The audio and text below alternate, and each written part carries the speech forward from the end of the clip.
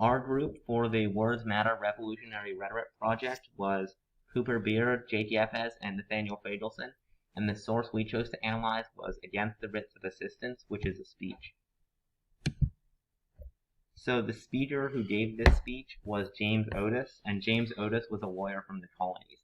We can learn about him from this quote in the third paragraph of his speech, when he says, quote, "I was solicited to argue this cause as Advocate General, and, because I would not, I have been charged with desertion from my office," end quote. First, Otis states that he was Advocate General, which is most similar to the position that we now call Attorney General, although there is no direct comparison. They are a high-ranking lawyer in the government responsible for enforcing laws. Today, this position is found in the executive branch of a state or federal government, and in this case, Otis was from Massachusetts.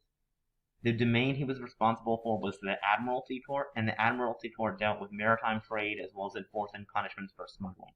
He lost his position for failing to, quote, "argue this cause," end quote. In other words, Otis would not enforce the writs of assistance. We can also make some reasonable assumptions about Otis from this passage. He was probably relatively wealthy, given that politics were dominated by the upper class in this era. Otis' status can also give some insight into his possible biases and motives. The writs of assistance were primarily a response to the widespread smuggling of goods by colonists, and those who ran the largest smuggling operations would need to have enough money to do so. They would likely be wealthy merchants. And thus, it is important to keep in mind why the writs of assistance may have mattered to Otis more than some others. Now for some historical context. During the French and Indian War, the British needed money to pay for their military forces in the New World, and did so via taxes and enforcing regulations on the colonies, which had previously been unregulated due to salutary neglect. Originally, the Molasses Act of 1733 and other similar acts, known collectively as the Navigation Acts, charged duties on molasses, sugar, rum, and other commodities that were imported from non-British suppliers. This was seldom enforced, however, due to the aforementioned salutary neglect. Due to this lax enforcement, smuggling was commonplace, which prevented revenue from going to the British. In Massachusetts, where smuggling was most common, the royal governor Sir Francis Bernard allowed the writs of assistance to be authorized in 1760 in order to confiscate smuggled goods and ships. One reason for his approval was that a portion of the proceeds from selling confiscated ships went back to the governor. The writs of assistance itself was a search warrant which could be used to search houses and ships for smuggled goods. These warrants only expired after the death of the king and were transferable, so a person who had a writ could give it to another person. As well, any location could be searched by the holder of the writ, and they were not liable for the destruction of property. Originally, a specific warrant was needed in order to search for goods, so many colonists viewed this change as a violation of their rights as British subjects. The speech was written for a court case known as the Petition of Lakemere against the writs of assistance. James Otis was originally the Advocate General of the Admiralty Court, which dealt with legal matters regarding naval law. When he was asked to defend the writs of assistance, he resigned and promptly joined a group of Boston merchants to oppose the writ and argued that it was unconstitutional and violated English common law. While the audience isn't specifically described in the excerpt, we can infer that the audience is on the side arguing in favor of the writs. The judge and the attendees of the trial. While the attendees and the opposing counsel have already come to a conclusion regarding the legality of the writ, the judge has not come to a conclusion. The judge is most likely very rich and has a very high status, which could influence his position on the issue. On the other hand, he could have been appointed by a loyalist. James Otis's ultimate goal was to strike down the legality of the writs of assistance. He is ultimately trying to convince the judge. You can learn about how adamantly he is opposed to the writs by examining his quote from the second paragraph. Quote, "I will do to my dying day oppose with all the powers and faculties God has given me, all such instruments of slavery on the one hand and villainy on the other, as the writs of assistance is." End quote. Otis is doing all in his power to do whatever it takes to stop the writs of assistance. Another example of this is his 5-hour-long grueling speech in front of the judge. Otis even went as so far to quit his elite job as Advocate General. Otis has given up a lot in order to fight for what he believes in. Otis says that what he's doing is for his country. While Otis does argue for writs in some cases, Otis argues against the writs of assistance by mentioning that past writs have been granted after sworn testimony mentions something specific that needs to be investigated. Now, the writs are too general. In the eyes of a British, bare suspicion without oath is sufficient. Writs can now be granted by praying, which Otis strongly argues against. Otis also helps his case by arguing that writs are an example of extreme overreach / control by the British. Lastly, Otis argues that writs could be used to exercise revenge against someone. So now we're going to take a look at how Otis moves through his argument and what sort of rhetorical devices he uses. And one thing to keep in mind here is that we might be analyzing the same quotes for these choices, these rhetorical devices, as well as the tone and the appeals, and that just reveals how a rhetorical device can also tie into an appeal or into the tone that he creates. So Otis begins by addressing why he is in the courtroom that day. And he begins by using hyperbole at the end of this first section, comparing the writs to, quote, instruments of slavery, end quote. And this is a hefty claim. Otis is setting himself up to prove this assertion as his speech continues. And later, Otis moves into discussing why he must argue this cause. He explains the historical significance of fighting against tyranny, stating that tyrannical ruling, quote, in former periods of history, cost one king of England his head and another his throne, end quote. If you recall this from world history, when Otis talks about the beheading of a king, the historical reference he's making is to the English Civil War. This war was a result of King Charles I attempting to exert too much power over Parliament, leading to an uprising against him. This is an extremely effective example to use because Otis is demonstrating how English blood has already been spilled over similar issues throughout history. So Otis is connecting his argument to the concerns of both loyalists and the concerns of patriots. Next, moving through his argument, Otis explains why others should join him in this fight, stating that, quote, the only principles of public conduct that are worthy of a gentleman or a man are to sacrifice estate, ease, health, and applause, and even life, to the sacred cause of his country. These manly sentiments in private life make good citizens, in public life the patriot and the hero, end quote. This statement is directed more towards the colonists who feel a strong American identity. Otis here, he's setting up a logical fallacy, claiming that the only way to be a good citizen and patriot is to sacrifice something for one's country, when in reality there's a plethora of ways to sacrifice for one's country, to be a patriot. And so, however, this is a convincing way to call Otis' fellow colonists to action to fight against the writs of assistance. Next, as we move further throughout his speech, Otis begins to explain why the writs of assistance are problematic and should be struck down. He argues that the current system allows the British to issue a writ without any probable cause. Otis then declares that, quote, it is a power that places the liberty of every man in the hands of every petty officer, end quote. This is another hyperbole and is used to scare the colonists into feeling that their security and freedom are in immediate danger, as nearly any Brit has power over them. However, Otis also offers a concession when he says that, quote, I admit that special writs of assistance to search special places may be granted to certain persons on oath, end quote. Otis makes his argument more reasonable by explaining under what conditions he believes searches to be acceptable, and will also explore the significance of this proposal in a few minutes.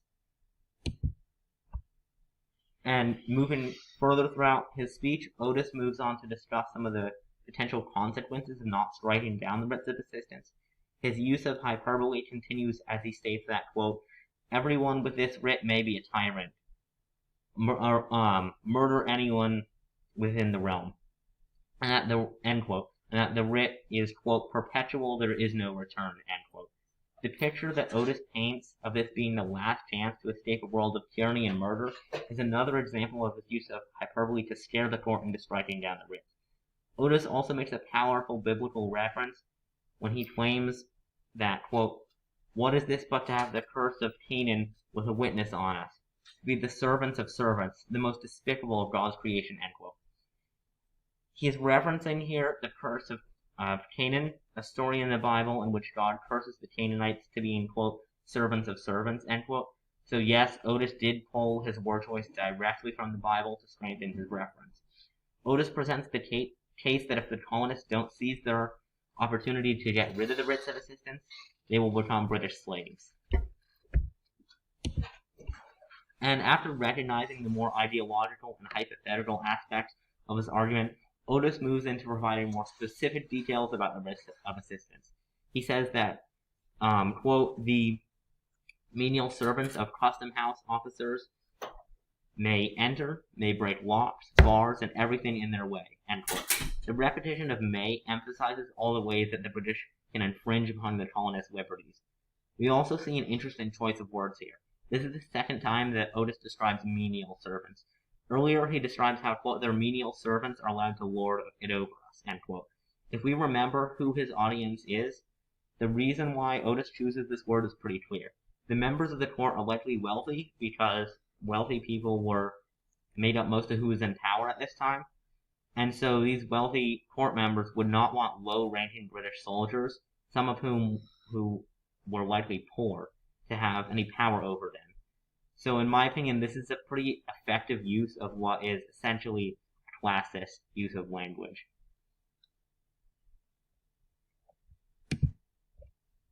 Otis effectively uses pathos and ethos to convince the audience to hopefully vote against the writs. Due to Otis previously being an advocate general and currently being a lawyer arguing against the writs, Otis establishes credibility. Because Otis is an established lawyer, Otis is able to use language and emotion that he will hopefully be able to convince the audience to vote in a particular way. Otis uses sentences such as, quote, now one of the most essential branches in English liberty is the freedom of one's house. A man's house is his castle, and whilst he is quiet, he is well guarded as a prince in his castle. This writ, if it shall be declared legal, would totally annihilate this privilege. Custom house officers may enter our houses when they please. We are commanded to permit their entry. Their menial servants may enter, may break locks, bars, and everything in their way. And whether they break through the malice or revenge, no man, no court can inquire. Bare suspicion without oath is sufficient. End quote. This quote is meant to make the audience feel threatened by these writs. Because the audience is full of regular people who aren't part of the elite, Otis says that the writs are universal. That makes the audience question whether it may happen to them. Moving on with more choices, Otis offers us an anecdote to explain the ridiculousness of the writs. And I'm not going to read this entire anecdote, but it's up at the top there. He's basically telling us a story about someone who kind of used the writs as leverage over someone else. And as he concludes what we have of his argument, and he concludes discussing the consequences of allowing the writs to remain in place, Otis introduces yet another hyperbole. He says that, quote, one arbitrary exertion will provoke another until society be involved in tumult and blood, end quote. This is an extension of the earlier hyperboles that envision a society ruled by violence and anarchy. Unfortunately, from this point onwards, Otis' speech is only preserved as part of a summary by John Adams, so we will focus more on the account of how he argued the case, some of the logical feels that he used, in the specific language and choices.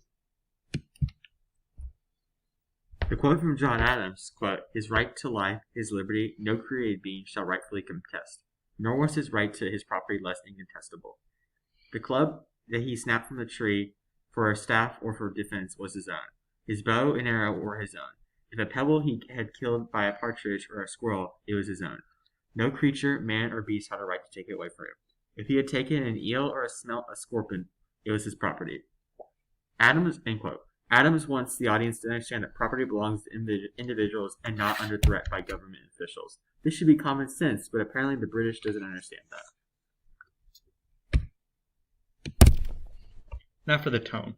Throughout his speech, James Otis switches from a respectable and inquisitive tone to an enraged one. This can be seen in the opening paragraphs where he starts off his speech with respectful words such as in the sentences, quote, may it please your honors, end quote, and, quote, appear not only in obedience to your order, but likewise in behalf of the inhabitants of this town, end quote. Considering this is in a courtroom, his respectful words to the court and judges help create the image of a civil and humble character. Then in his next paragraph, he uses much stronger language such as it, being the writs of assistance, appears to me as the worst instruments of arbitrary powers, the most destructive of English liberty, end quote. This helps create a difference in the way he presents himself and the issue at hand, which helps convinces the audience of the audacity and evil of the writs of assistance. In the next paragraph, Otis goes into detail about why he is opposing the writ and shows a clear determination to defend his opinion in the sentence, quote, I renounce that office being the position of Advocate General, and I argue this cause from the same principle, end quote. And, quote, the only principles that are worthy of a gentleman or a man are to sacrifice estate, ease, health, and applause, and even life to the sacred cause of his country, end quote. These sentences show the listener that he is determined to fight for what he thinks is right, even if it becomes a burden. Otis goes back and forth between these tones in his speech. In the last fully transcribed paragraph of his speech, Otis then describes in a very comical way the various ways the writs can be used maliciously. Quote, every man prompted by revenge, ill humor, or wantonness to inspect of his neighbor's house may get a writ of assistance, end quote. He further declares that, quote, others will ask it from self-defense. One arbitrary exertion will provoke another until society be involved in tumult and in blood, end quote. These words create the image of an absurd scene with neighbors prying into each other's lives, also leading to a society that would be embroiled in conflict due to the prying eyes of strangers, which can end up leading to violence. This ends up working in his favor by showing the absurdity of the writs of assistance and how easily the writs of assistance can turn into a witch hunt, with neighbor turning on neighbor, leading to nothing good.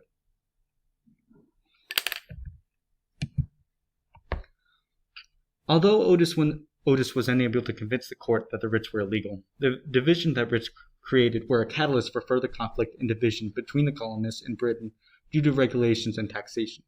John Adams, then a young law student, witnessed this court case in Otis's speech, which helped inspire him to fight against British hegemony, and he even claimed, then and there, independence was born. And so, as we talked about, although the court case was lost, Otis did not win his case. Otis' speech is still significant because it translated directly into policy in the new nation, in the United States. Earlier I talked about how Otis' concession was important because it was essentially a proposal for where the line regarding issuing a writ of assistance should be drawn. And we can see this same line clearly drawn in the Constitution. The Fourth Amendment of the Constitution reads, quote, the right of the people to be secure in their persons, houses, papers, and effects against unreasonable searches and seizures shall not be violated, and no warrant shall issue, but upon probable cause, supported by oath or affirmation, and particularly describing the place to be searched and the persons or things to be seized. What the Fourth Amendment basically says is that in order to conduct a search, a warrant must be issued on a reason to believe that the search is necessary, also known as probable cause. This is a term that you will hear a lot in, it's a term from legal jargon. And this search warrant must also include where and what will be searched for. So this fits with Otis' position that searches being conducted during his era were occurring without justification, and that the searches and the reasons for the searches needed to be more specific. The Constitution even uses some of the same language that Otis used. When talking about the writs of assistance, Otis said that writs of assistance, quote, may be granted to certain persons on oath, end quote. We can see that same similar language in the Fourth Amendment. Clearly, Otis' ideas had a profound influence on the Constitution. And furthermore, the Fourth Amendment is arguably one of the most important laws in the country, as it is still utilized every day and necessary today. Something that can't be said about every law written over 200 years ago. So thank you for viewing our presentation, and here are our works cited, and then our image citations.